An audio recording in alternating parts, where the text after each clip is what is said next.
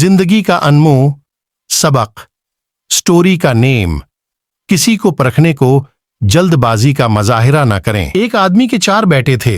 वो चाहता था कि इसके बेटे ये सबक सीख लें कि किसी को परखने को जल्दबाजी का मजाहिरा न करें।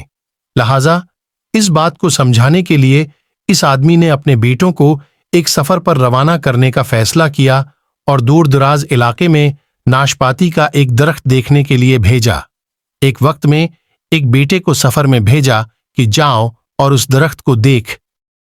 बारी बारी सबका सफर शुरू हुआ। पहला बेटा सर्दी के मौसम में गया, दूसरा बहार में ड्रॉट, तीसरा गर्मी के मौसम में और सबसे आखिर वाला छोटा बेटा खिज़ां के मौसम में गया। जब सब बेटे अपना अपना सफर खत्म करके वापस लौट आए तो उस आदमी ने अपने 4 बेटों को एक साथ तलब किया और सबसे उनके सफर की अलग अलग तफसील के बारे में पूछा। पहला बेटा जो जाड़े के मौसम में इस दरख्त को देखने गया था, उसने कहा, आबा जान, वो दरख्त बहुत बदसूरत, झुका हुआ और टेढ़ा सा था। दूसरे बेटे ने कहा, ए वालिद मोहतरम, वो दरख्त तो हरा भरा था, हरे भरे पत्तों से भरा हुआ था।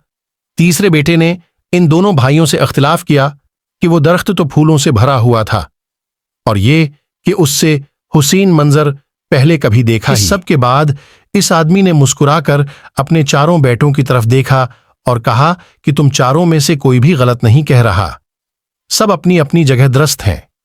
बेटे बाप का जवाब सुनकर बहुत हैरान हुए कि ऐसा किस तरह मुमकिन है। बाप ने अपनी बात जारी रखते हुए कहा कि मेरे बेटों, तुम किसी भी दरख्त या आदमी को सिर्फ एक मौसम या एक हालत में देखकर कोई हतमी फैसला नहीं कर सकते। किसी फर्द को जांचने के लिए थोड़ा वक्त जरूरी होता है। इंसान कभी किस कैफियत में होता है तो कभी किस कैफियत में। अगर दरख्त को तुमने जाड़े के मौसम में बेरौनक देखा है कि तो उसका मतलब ये नहीं कि उस पर कभी फल नहीं आएगा।